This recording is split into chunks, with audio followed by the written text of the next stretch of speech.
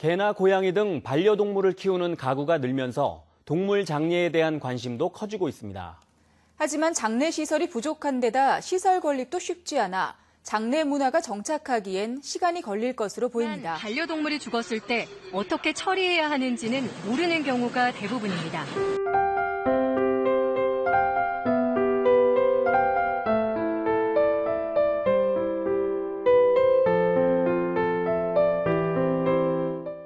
반려동물을 기르기 시작하면 이별의 순간도 맞이하게 됩니다. 반려동물의 장례식장은 늘어나고 있지만 아직 사람들의 인지도는 낮고 불법인지 모르고 땅에 매장하는 등 법적 규제에 대해서도 잘 모르고 있습니다. 반려견을 오래 길렀던 반려인과 반려견의 마지막 길을 함께 해주는 반려동물 장례지도사의 말을 들어볼까요?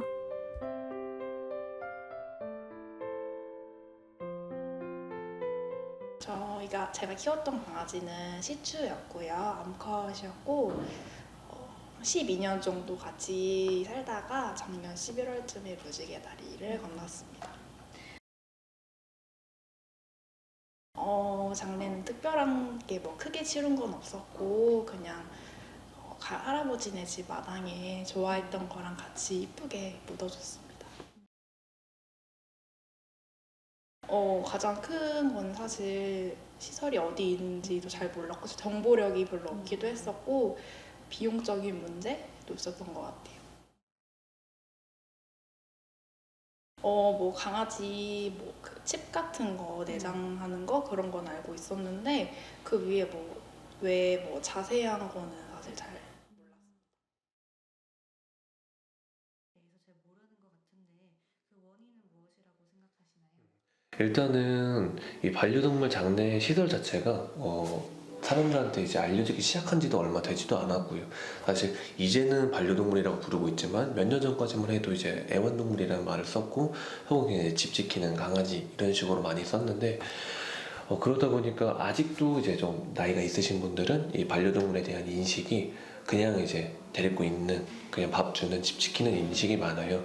그래서 오히려 이런 거에 대해서 이제 거부감을 가지고 가는 분들도 있다 보니까 이제 국가 차원에서 좀 이제 적극적으로 홍보가 되고 반려동물 이제 장례시설 문화가 이제 좀 독려가 돼서 활성화됐으면 좋겠는데 아직은 그렇게 안 되더라고요. 그리고 사람 같은 경우는 국가 차원에서 이제 화장을 권장을 하고 있어요.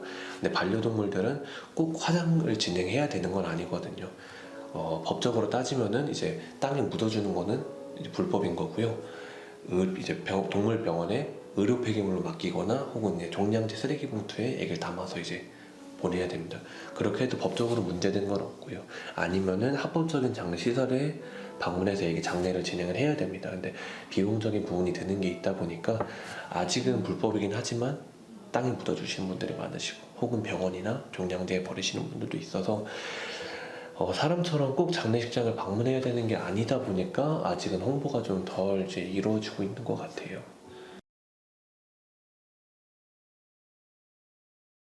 확실히 이제 한 몇 년 전까지만 하더라도 불법 장례식장도 뭐 아직도 존재하고 하고 이제 허가받지 않은 시설에서 그냥 장례 진행해서 애기 유고를 다른 애기를 하는 경우도 많았어요. 근데 지금은 이제 국가 차원에서 법이 또 개정이 돼서 단속을 적극적으로 진행하고 있고요.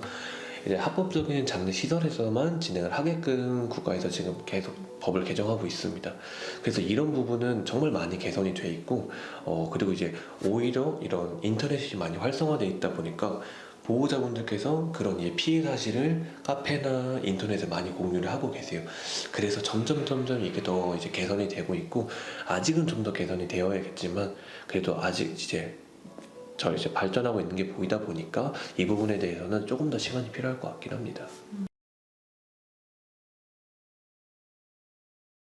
사실 이 반려동물 장례 어떻게 보면 사업인 거잖아요. 근데 이게 어떻게 보면 이익을 추구해야 되는 사업이다 보니까 좀 과도한 장례 용품을 이제 책정해서 그걸로 이제 강매를 하시거나 혹은 무조건 이제 없으면 안 된다고 하시는 분들도 꽤 계세요. 지금도 이제 그런 회사들도 있긴 한데 또 이것도 아까 마찬가지로 이런 정보들도 이제 보호자분들끼리 공유가 다 되다 보니까 이런 것도 이제 좋아지고 있고 다른 장례식장은 어떤지 모르겠지만 저희 장례식장 같은 경우는 장례용품을 꼭 사라는 말씀을 안 드립니다.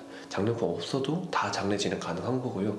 보호자분들이 장례용품을 구매해서 오시는 분들도 많이 계세요. 그럼 저희는 그거 맞춰서 진행 도와드리고 있는데 장례용품 같은 경우는 사실 가격이 좀 다 있는 편이긴 합니다. 왜냐면은 다 천연 소재로만 이루어져 있어야 되고 다 핸드메이드로 이루어지기 때문에 가격은 좀 있는 편이긴 한데 그래도 꼭 하셔야 되는 건 아니기 때문에 이런 부분들도 이제 좀 개선이 되고 있다고 생각을 하고 있습니다. 이제 추모실은 이런 식으로 이루어져 있고요. 이제 여기 화면에는 아이들이 이제 평소에 찍어놨던 사진을 올려줍니다. 그러니까 영정사진 같은 개념이라기보다는 아이와 함께 이제 추억을 다시 한번 확인하는 그런 이제 슬라이드 형식으로 넘어가는 사진이고요. 안치할 때는 이게 관에 입건해서 아이를 이제 단상에다가 안치를 도와드려요. 안치하고 나서는 관을 열어서 보호자분들이 이제 아이를 볼 수 있게끔 해드리고 있고요. 아이 많이들 쓰다듬어 주시고 이제 애기랑 인사 나누고 하시고 이런 식으로 아이에게 마지막으로 해주고 싶은 말씀 있으시면은 편지지 작성도 해주시고 애기 털이나 수염 간직하시는 분들도 계십니다. 혹은 이제 발도장이나 붉은실 같은 거 해서 아이들한테 묶어주시는 분도 계시고 애기 안치할 때는 보통 여기는 이제 애기 옷이나 장난감 저쪽에는 아이들이 이제 즐겨 먹던 간식 같은 거 이런 식으로 같이 놔드리고 있고 간식 같은 경우는 같이 화장도 가능합니다. 근데 이제 옷 같은 경우는 이제 수의나 관 같은 경우는 천연 소재라 괜찮은데 애기 옷들은 보통 합성 섬유가 많아요. 그래서 같이 화장 들어가기는 어렵고 추모실 할 때만 도와드리고 있습니다. 추모실은 그리고 이제 따로 추모 시간 제한을 두고 있지는 않고요. 보호자분들 충분히 마음이 이제 괜찮으실 때까지 따로 추모 도와드리고 있습니다.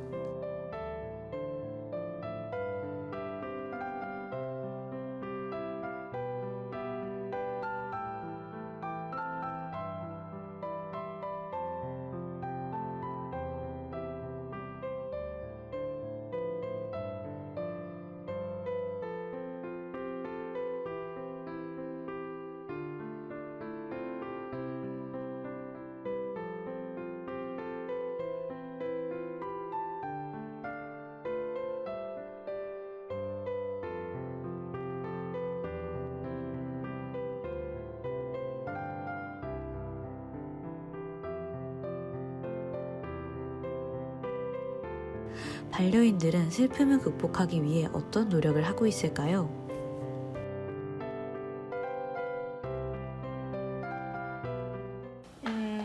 처음에 강아지가 그렇게 떠나고 많이 허전하기도 했고 사실 강아지가 이제 제 옆에 곁에서 떠난 게 아니라 이제 수술하다가 잘못되었기 때문에 막 얼마나 아팠을까 무서웠을까 생각하면서 미안하기도 하고 그냥 많이 울었던 것 같아요.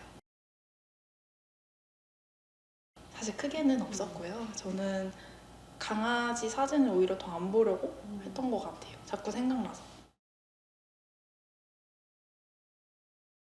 사진으로 많이 보는 것 같고 그런 거 아니면 저처럼 그냥 가서 보고 오는 정도?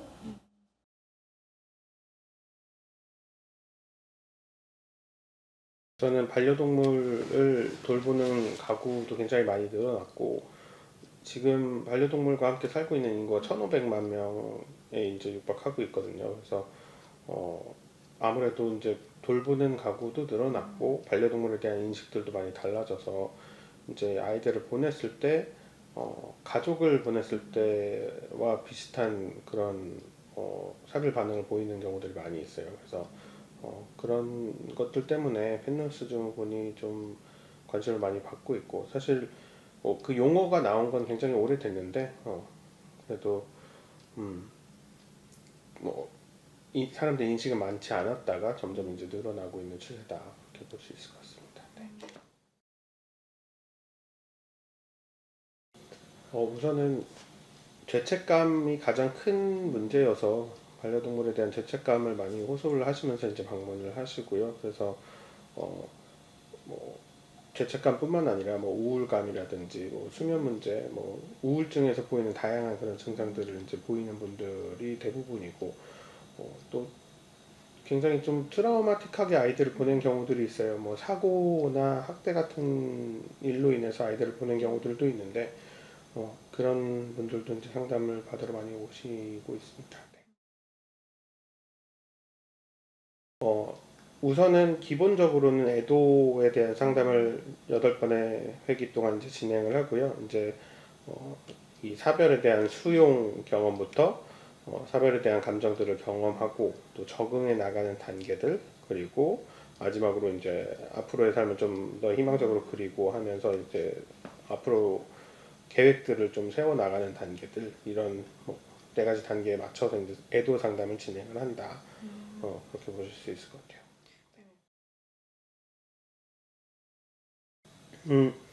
뭐 아까도 말씀드렸다시피 죄책감이라는 게 가장 공통적인 특징인 것 같아요. 뭐 아이들한테 좀 더 잘해줄 수 있었는데, 혹은 내가 이런 것들을 못 해준 것 같다라는 생각들, 뭐 더 많은 시간들을 좀 보냈어야 했는데, 뭐 그런 부분들에 대한 아쉬움 같은 것들이 너무 크다 보니까 그런 것들을 가장 공통적으로 좀 많이 호소를 하신다.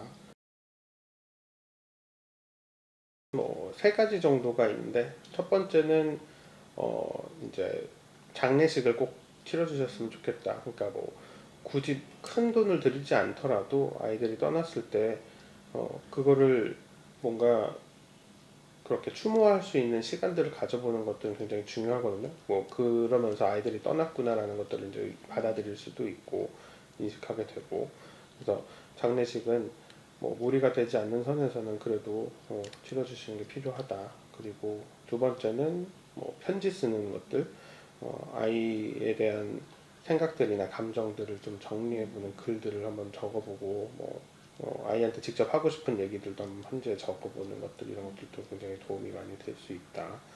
그리고 마지막으로는 뭐 관련된 비슷한 경험들을 한 사람들과 만나보는 것들, 뭐 모임, 페노스 모임 같은 것들도 많이 요새는 있으니까 그런 것들도 좀 해보면서 나랑 비슷한 경험들 한 분들과 많이 만나서 위로도 받고 또 지지도 받고 하는 시간들이 도움이 될 수 있다. 그렇게 봐주실 수 있을 것 같아요. 뭐 개인적으로는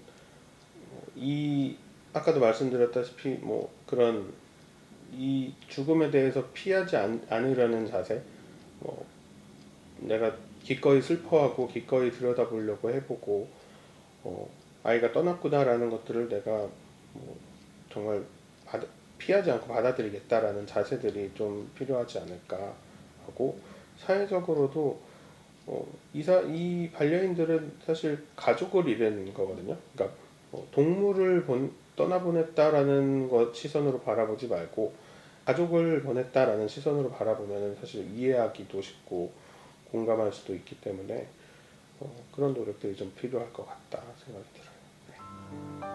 사람의 장래가 3일상을 치르며 상실과 슬픔을 처리할 물리적 시공간을 갖는 것처럼 반려인들은 반려동물의 장례를 치르고 애도할 수 있는 시공간을 필요로 했습니다.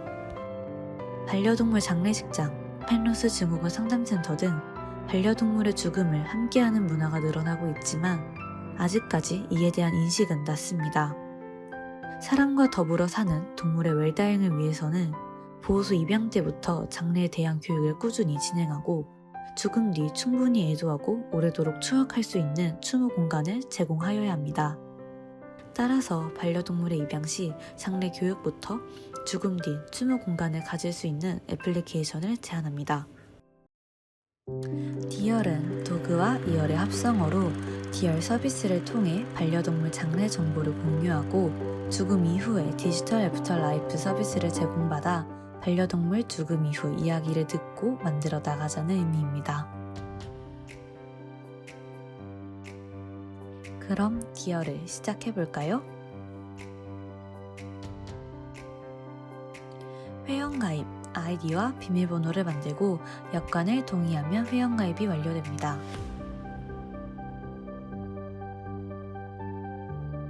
홈 화면에서는 반려동물의 죽음 이후 장례를 치르기 전 해야 할 사후 처리 수습 정보 및 올바른 장례 방법을 여러 영상을 통해 안내합니다. 영상 이미지를 클릭하면 해당 영상 링크로 연결되어 영상을 시청할 수 있습니다. 추억 캘린더, 그동안 함께했던 반려동물의 사진들을 월별 달력으로 정리할 수 있습니다. 해당 날짜를 누르면 그날 있었던 추억들을 정리할 수 있고 달력 메인 화면에서는 일별 사진들을 모아서 볼 수 있습니다. 전문가 심리상담 서비스. 필러스 증후군으로 인한 일상생활에 어려움을 느끼는 반려인들이 상담센터에 방문하지 않고 온라인으로 상담받을 수 있는 서비스를 제공합니다. 나의 증상을 선택하고 상담사를 선택하면 1:1 채팅으로 쉽게 상담을 받을 수 있습니다. 주변 장례시설 찾기. 집 근처 국가에서 지정한 반려동물 장례식장을 나열하여 예약 상담 및 예약 진행을 돕습니다. 장례식장을 선택하면 장례식장 주소, 시설, 이미지, 리뷰 등을 확인할 수 있습니다. 커뮤니티 서비스. 반려동물을 기르고 있는 반려인과 떠나보낸 경험이 있는 반려인들이 함께 소통할 수 있는 서비스입니다. 서로 대화를 통해 위로와 지지를 받고 남은 반려동물 용품, 사료 등을 기부할 수 있는 서비스를 제공합니다.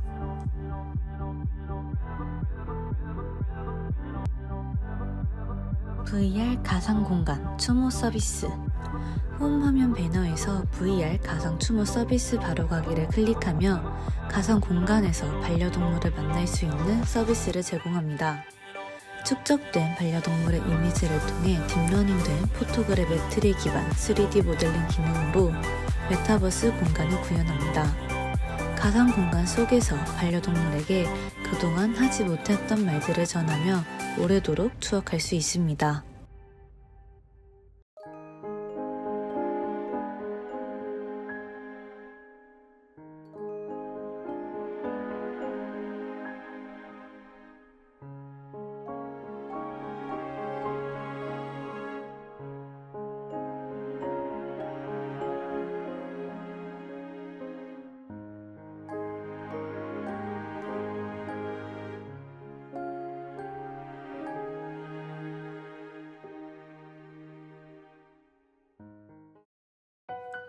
이렇게 DR 서비스를 통해 반려동물의 장례 문화 활성화를 기대할 수 있습니다. 반려인들은 올바른 반려동물 장례 제도를 인지하고 관련 정보를 쉽게 수집할 수 있으며 다양한 서비스를 통해 슬픔을 극복하는 방법을 깨닫고 빠른 시일 내에 일상생활을 회복할 수 있습니다. 반려동물의 마지막 길, DR이 함께합니다.